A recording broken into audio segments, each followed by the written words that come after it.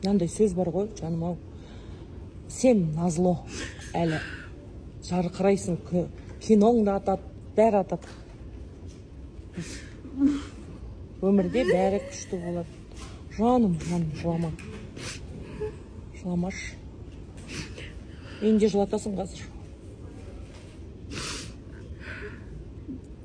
Азынаулақ, сынақ. Ауыр болып тұр, білем.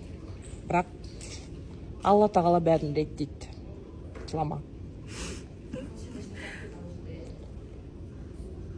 Ресми түрде ажырастыңыздар ма? Ол басқа ештеңе сұрағым келіп тұрған жоқ. Жоқ, мен ешқандай ол сұраққа жауап бермеймін деп шештім.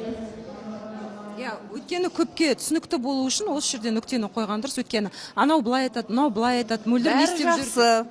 Бәрі жақсы. Еш алаңдамаңыздар. Осы сұраққа жауабым бізде бәрі жақсы. Адамбыз ғой, ет пен сүйектен жаралған, барлығымыз бірдей пенде, бірдей адамбыз, барлығымыз бірдей жаратылғанбыз. Менің өмірде күліп, жарқырап жүргенімнің барлығы ол ішіндегі дүниемен толықтай сай деп айтпаймын. Қазір кез келген сұраққа жауап бере аламын, кез келген нәрсені қабылдадым. Солай өмір сүрген жеңілдік екеніне енді ғана көзім жетті.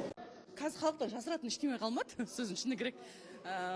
Отбасымызда отқан жағдайды кішкене бір жігітіміздің абыройы үшін деп кішкене бір сабырлық сақтап келіп едік, халықтың арасына шығып кетті. Мөлдірге жаман нәрсе жаза бермеңіздерші, күйініп кетуі мүмкін.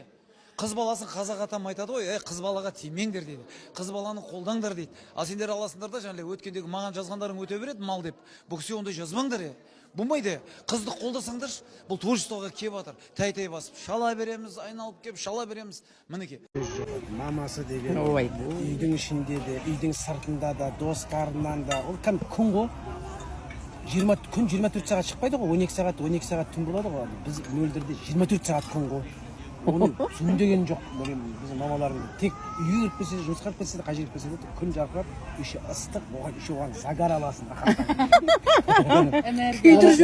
Одан сосын суға секірмесең күйдіріп жібереді.